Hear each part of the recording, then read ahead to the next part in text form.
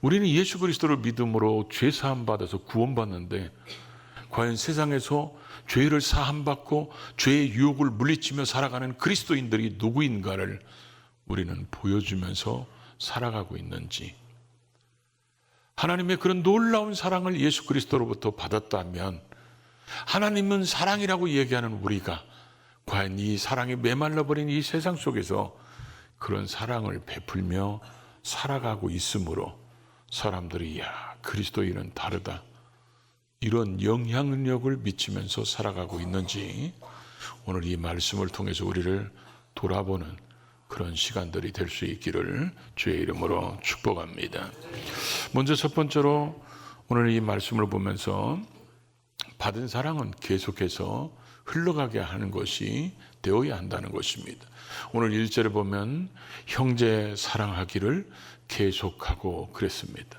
그 형제 사랑하는 모습들이 있었다는 거예요. 있었는데 이제는 그 형제 사랑하기가 조금 더 식을 수도 있고, 때로는 자기가 살으려고 형제를 고발해서 넘길 수도 있고, 그 믿는 사람을 잡아가도록 할 수도 있다는 거죠. 그러니까 너희는 형제 사랑하기를 계속해서 해야 된다, 이렇게 말씀하고 있습니다. 여기서 말씀하는 형제 사랑하는 것은 뭐를 의미할까요? 우리는 하나님의 놀라운 선택을 입었습니다. 우리가 예수 그리스도의 복음을 들었고 예수 그리스도의 복음을 믿었고, 그래서 그 복음을 믿은 것 때문에 구원받아 하나님의 자녀가 됐다면 우리는 하나님의 엄청난 사랑을 입은, 특별한 선택받은, 하나님의 부르심을 입은 그런 교회가 되고, 이런 특별한 사랑을 입은 사람들끼리 모아놓은 곳이 바로 교회잖아요. 그런 교회가 성도들끼리 서로 사랑하는 것은 뭐예요? 사랑받은 사람들끼리 모아놨기 때문에 당연히 사랑하고 사랑하는 것은 마땅합니다. 그런데 교회가 사랑이 없으면 세상은 지옥이 될 겁니다. 우리는 그런 사랑을 받을 때 하나님께서 어떤 그 사랑에 대한 자격, 그 사랑에 대한 어떤 기준이 없이 하나님의 일방적인 사랑을 받은 사람들입니다. 그렇기 때문에 우리는 서로 아끼고 사랑하고, 더군다나 이 시대에는 얼마나 핍박이 심했습니까? 그럴 때 서로 지지해주고 위로해주고 격려해주고 그러면서 서로 사랑하는 모습이 계속 되어야 한다는 것입니다. 그래서 계속해서 되어져 가지고 사람들이 그 사랑이 계속해서 흘러가야 되는데, 우리는 하나님의 그런 놀라운 사랑을 입었어도 그 사랑이 나에게만 머물러 있으면 이 사랑이 이기적인 사랑으로 변질되기 시작하기가 아주 쉽습니다. 그래서 하나님은 나만 사랑하는 것 같아. 하나님은 나만 좋아하는 것 같아. 하나님은 내 기도만 들어주는 것 같아. 그러다 보니까 다른 사람이 소중한지를 잘 모르는 거예요. 하나님이 나도 사랑했지만 저 사람을 위해서도 예수 그리스도를 주시기까지 사랑한 사람이라는 것을 보여줘야 그 사람들을 진심으로 사랑하고, 또 우리의 사랑이 자꾸 흘러가서, 세상 사람들은 여러분 하나님을 압니까? 모르잖아요. 예수님을 압니까? 모르잖아요. 그러면 그 사람들이 예수님을 뭐를 통해서 보고 살아계신 하나님을 뭐를 통해서 보겠냐는 거예요. 우리가 받은 그 사랑이 사람들에게 흘러갈 때 그 사랑을 통해서 하나님의 살아계심을 볼 수 있고, 그 사랑을 통해서 예수 그리스도를 볼 수 있는데, 우리가 사랑이 우리 속에서 머물러 버리면 세상 사람들은 하나님이 사랑이신 것조차도 모르고 살아가는 그런 삶을 살게 된다는 거죠. 메마른 땅에 단비가 내리면 모든 풀이나 나무들이 생명력을 얻어서 살아나는 모습을 볼 수 있잖아요. 그런 것처럼 사랑에 메말라 있는 사람, 사랑에 굶주려 있는 사람, 사랑의 가문 속에 있는 사람들에게 우리가, 하나님은 요한일서에 보면 뭐라고 그랬죠? 하나님은 사랑이시라고 그러죠. 그 하나님 사랑이신 그 사랑이 예수 그리스도 통해서 우리에게 주어졌기 때문에, 우리 주변에 왜 여러분 주변에 사람들을 놓았겠어요? 그 사랑을 배달하라는 거예요. 그래서 정확하게 그 사람에게 택배를 하라는 거예요. 하나님으로부터 받은 사랑을 그 사람에게 전해주고 저 사람에게 전해주고, 그 사람들이 하나님은 사랑이시구나, 그래서 예수님은 우리 위해서 죽으셨구나, 이런 사랑을 알 수 있도록 우리는 사랑의 배달부가 돼야 된다는 거예요. 사랑의 배터리만 찾지 말고 사랑의 배달부가 돼가지고 사람들에게 우리를 통해서 그리스도의 사랑을 알아가는 그런 삶을 만들어가는 우리 모두가 될 수 있기를 주의 이름으로 축복합니다. 이런 사랑이 전달되는 곳에서 꼭 우리가 해야 될 일이 있다는 거예요. 그게 바로 뭐냐면 2절에서 그렇게 표현하죠. 손님 대접하기를 잊지 말고, 그 다음에 뭐요? 이로써 부지 중에 천사들을 대접하는 이들이 뭐요? 있었느니라. 손님 대접하기를 잊지 말라는 거. 저 손님 대접이란 말을 원어로 봤더니 뭐라고 써 있냐면 낯선 사람 플러스 사랑 이렇게 돼 있어요. 그러니까 낯선 사람을 사랑하라. 이방인을 사랑하라 그 얘기예요. 그러니까 이방인 낯선 사람을 그 사람들에게 뭐요? 사랑하기를 잊지 말라는 거예요. 잊지 말라는 말의 의미가 뭐냐면 소홀하게 여기지 말라. 무관심하게 여기지 말라는 거예요. 그러면서 예를 들었어요. 그 예를 들은 사건의 의미가 뭐냐면 아브라함이 집에 장막에 있다가 사람들이 오니까 극진하게 대답합니다. 그랬더니 나중에 보니까 이 사람들이 뭐요? 천사였어요.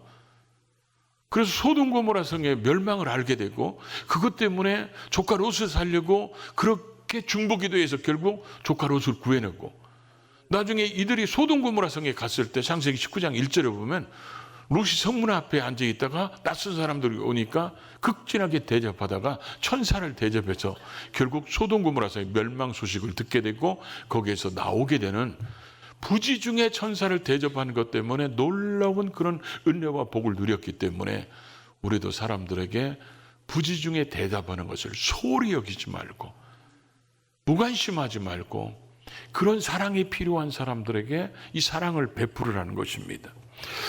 이 당시의 사람들은 그 신앙 때문에 도망 다니는 사람들도 있었을 거고 또 이 사람들 중에는 또 순회 전도자들이 있었어요. 그래서 여기 가서 말씀을 몇 시간 전하다 보면 다른 동네로 가야 되는데 해가 떨어져 갖고 어디선가는 먹어야 되고 어디선가는 자야 되는 거. 근데 그런 사람들한테 말씀을 배우면서 우리는 모릅니다. 잠자리는 알아서 하세요. 지금처럼 잠자리가 많이 있는 시대도 아니기 때문에 그래서 초대교회는 오직하면요 직분자, 임직자들을 세울 때 나그네 대접을 잘하는 사람을 세우라고까지 했을 거예요. 그 정도로 나그네를 대접하는 거, 그런 사람들을 대접하는 것이 굉장히 필요했다는 거죠. 누군가의 도움이 필요한 사람들, 특별히 이제 한국 사회는요 노령화 시대에 접어들었기 때문에 이제는 조금 팔다리가 성은 사람들은 자꾸 나이 드신 분 보면 꼭 물어봐야 돼. 도와드릴까요? 그 한마디가 그 사람들에게 위로도 될 수 있고, 왜 그러냐면 어르신들이 한번 넘어지면 이제 몇 달씩 누워있고 그걸로 돌아가시는 분들도 계시고, 제가 엊그제 목욕탕에서 이렇게 딱 나왔는데 할아버지 한 분이 신발을 신어야 되는데 반드시 자세 잡고 신발을 신을 수 있는 힘이 없었나 봐요. 그러니까 의자에 앉아서 신발을 신으셨어. 그리고 일어나려고 그러는데 잘 못 일어나시는 것 같아. 그래서 제가 도와드릴까요? 그래갖고 도와드렸어요. 근데 이제 그래서 제가 그 할아버지한테 굉장히 젊어 보이세요. 연세가 어떻게 되세요? 그랬더니 90밖에 안 됐죠. 그래가지고 가시죠. 엘리베이터 이렇게 있으니까. 그래서 엘리베이터 계단 2칸 올라가는데 잡아드리고 엘리베이터를 먼저 태워드리고 그리고 또 엘리베이터 먼저 내려드리고 그러면서 그랬더니 저보다 나이가 몇 살이냐 물어보는 거예요. 그래서 얘기했더니 그렇게 안 보인대. 좀 알아줬으면 좋겠어요. 그래서 아주 젊게 보인다는 거예요. 그래서 제가 그 할아버지한테 이렇게 말씀드렸어요. 다음에 또 목욕탕에서 만나면 인사드릴게요. 그러면서 저 목사입니다. 그랬더니 이게 뭔 얘기인 줄 알죠? 그러니까 우리가 이 사람들에게 도와드릴까요? 그러면서 이렇게 물론 싫다고 하는 사람들도 있어요. 근데 우리에게는 뭔가 지금 도움이 필요로 하는 사람들에게 우리 주변에 얼마든지 그런 사람들이 있을 수 있다는 거죠. 그래서 특별히 교회 안에서 외롭지 않게 해야 돼요. 교회 안에서 성도들끼리 교제를 안 하면 교회로 왔다 가도 외로워요. 아무도 밥 먹자고 하는 사람들 없이 옆에 분하고 인사를 해요. 이따 저하고 같이 식사 좀 하세요. 인사하라 해도 또 안 하네. 옆에 분하고 인사 좀 하라고요. 앞뒤 분하고 제 옆에 앉아주시면 좋겠어요. 제가 자주 얘기하죠. 제발 고독사가 없었으면 좋겠어요. 서로가 서로를 돌봄으로 인해서, 특별히 우리 그리스도인들이 사랑으로 이웃을 돌보고 또 여러 성도들을 돌봐서 그런 일이 없도록 서로 사랑을 베풀며 살 수 있기를 바랍니다. 그 다음에 3절에 보니까 또 뭘 하라고 그랬어요? 너희도 함께 갇힌 것 같이 갇힌 자를 생각하고 너희의 몸을 가졌은즉 학대받는 자를 생각하라. 생각하라 그랬어요. 그의 의미가 뭐냐면 계속해서 마음을 쓰라는 거예요. 누구한테? 갇힌 자들한테. 갇힌 자들은 지금 언제 죽을지 몰라요. 언제 형장으로 끌려갈지 모르고 언제 사자밥이 될 줄을 모르는 사람들, 이런 갇힌 자들에게 계속 생각을 하는 거예요. 그래서 초대교회 때도 베드로가 옥에 갇히니까 온 성도가 철야 기도했잖아요. 그 갇힌 자를 위해서. 이 초대교회 문헌들에 보면 그런 일들이 종종 나온다고 그래요.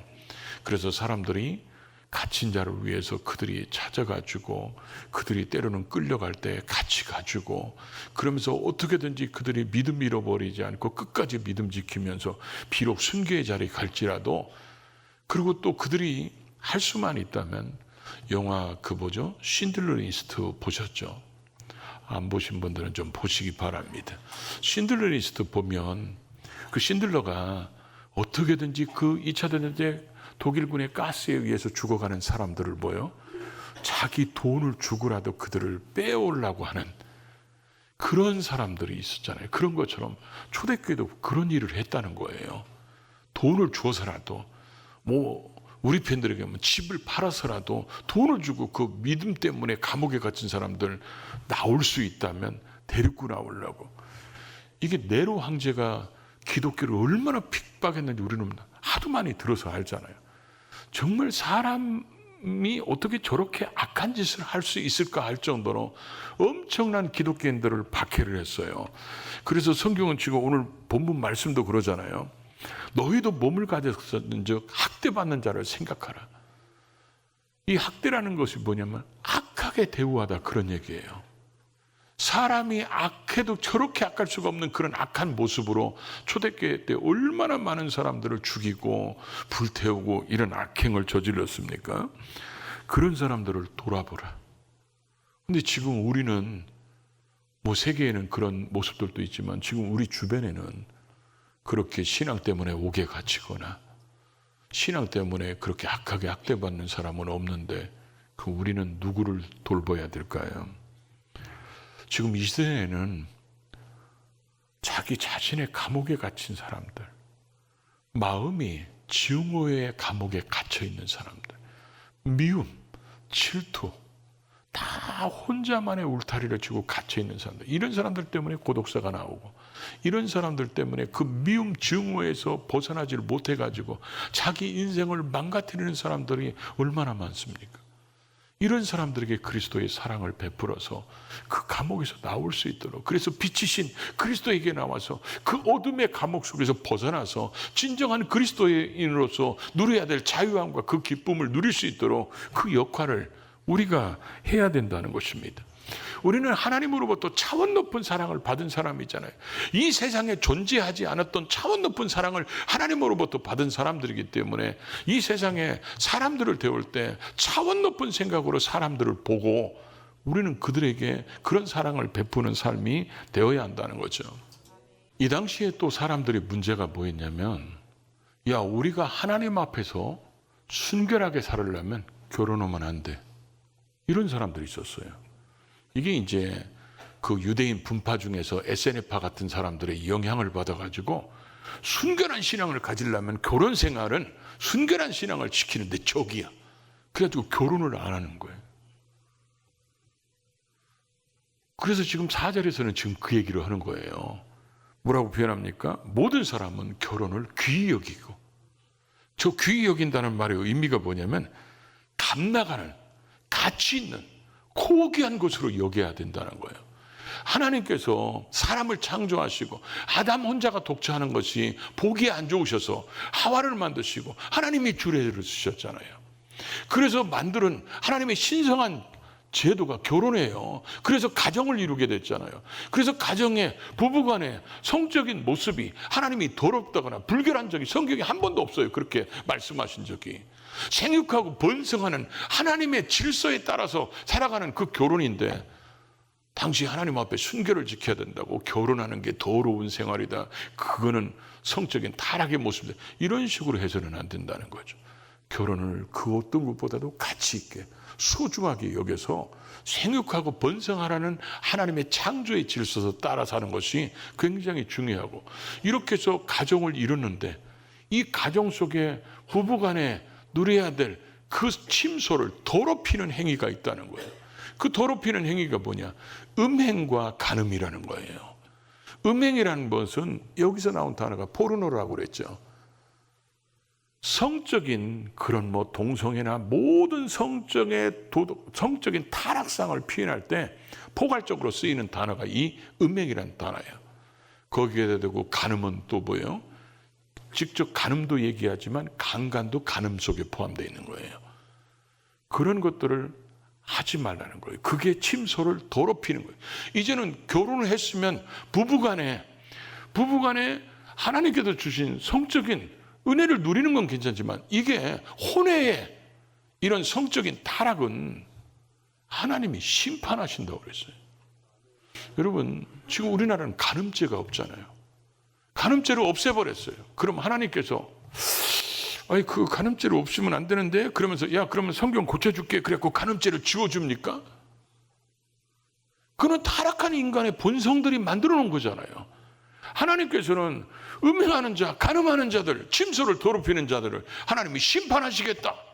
그럼 우리는 그 말씀을 믿고 침소를 더럽히지 않게 하고 결혼을 소중하게 여기는 그런 삶을, 시대가 아무리 타락하고 아무리 변질되더라도 우리는 성경이 우리의 기준이고 성경이 우리의 가치관이기 때문에 우리는 당연하게 그렇게 살아가는 것이 맞다는 것입니다. 그게 우리가 아무리 핍박 속에 살아도 그렇게 살아야 된다고 지금 오늘 말씀하고 있는 내용입니다. 그래서 우리는 그러면서 이제 5절 상반절에는 돈을 사랑하지 말고 있는 바를 족한 줄로 알라.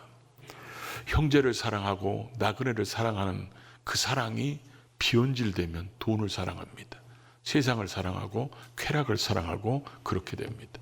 솔로몬 보십시오. 그렇게 하나님을 사랑했던 솔로몬이 부귀영화가 극에 이르를 정도로 잘 먹고 잘 살았던 솔로몬, 그 솔로몬이 나중에는 그 하나님 사랑하는 그 사랑이 이방 여인을 사랑하는 사랑으로 변질되니까 그 이방 여인들을 위해서 신전을 져주고 이방 여인들과 같이 그 신전에 가서 우상 숭배에 동참하는 그런 사람이 되고 말았잖아요. 사랑의 변질이 일어났기 때문에 그런 것입니다. 돈을 사랑함이 일만하게 뿌리가 된다고 그랬죠. 이거는 믿지 않는 사람들에게 준 말씀이 아니에요. 믿는 사람들이 돈을 사랑하면 일만 가지 악이 거기서부터 나오기 때문에 돈을 사랑하는 것을 우리에게 경계하라고 경고로 주신 말씀이잖아요. 주님께서 하나님과 재물을 겸하여 섬길 수 없다, 이렇게 말씀하시면서 그거에 대해서 우리에게 경고의 말씀을 주셨는데, 돈이 우선순위가 돼버리면 하나님 자리에 돈이 거기에 앉게 됩니다. 그럼 돈에 대한 태도나 돈에 대한 그런 방식들, 사고방식들이, 생활의 방식이 완전히 우리는 돈의 노예가 돼버리고 그리고 돈의 지배를 받고 살게 된다는 것입니다. 성경은 우리에게 돈의 지배를 받으라고 한 번도 한 적이 없습니다. 돈을 사랑하라고 한 적도 없고, 돈을, 세상을 다스리고 정복할 줄 알아야 되는 거예요. 필요는 하지만 그게 우리의 주인이 돼서는 안 된다는 것입니다. 돈에 대한 태도 때문에 신앙인들이 아간이 나오고 아나니아 삽비라가 나오는 거예요. 돈에 대한 그런 태도가, 우선순위가 잘못되어 있기 때문에. 그래서 그 힘들고 어려운 시대 속에서 너희는 그런 돈을 사랑하지 않고 살아가려면 있는 것을 족한 줄로 알으라는 거예요.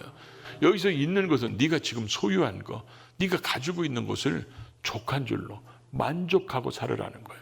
근데 내가 있는 것을 만족하고 살으려면 절대적으로 하나 필요한 게 있어요. 그게 뭐냐면 하나님에 대한 절대 신뢰가 없으면 그게 안 됩니다. 하나님에 대한 절대적인 신뢰 때문에 우리가 탐욕이, 물질이 우리를 지배하지 않도록 그렇게 만들어 가야 되기 때문에 우리에게는 정말 이 시대에는 아굴의 기도가 진짜 필요한 것 같아요. 아굴이 두 가지 기도 제목을 하는데 그 중에 두 번째 기도 제목이 뭡니까? 하나님 나로 보여 가난하게도 하지 마옵시고 부하게도 하지 마옵시고 오직 필요한 양식으로 내게 먹이시옵소서.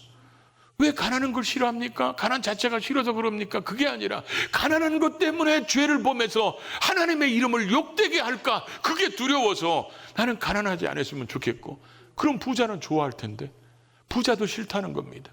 내가 부한 것 때문에 하나님을 잊어버려서 여호와가 누구냐, 하나님이 누구냐 할까 싶고 기도가 없이 살아가는 그런 세상이 될까 봐 나는 하나님과 오직 친밀한 관계 속에서 살고 싶어서 오직 나 주시려고 준비해 놓으신 그 분복, 내게 필요한 것을 그때그때마다 때를 따라 하나님이 주심으로 내게 일용할 양식을 주시는 것처럼 내게 필요한 양식을 주심으로 내가 하나님하고 동행하는 삶을 살기를 원한다.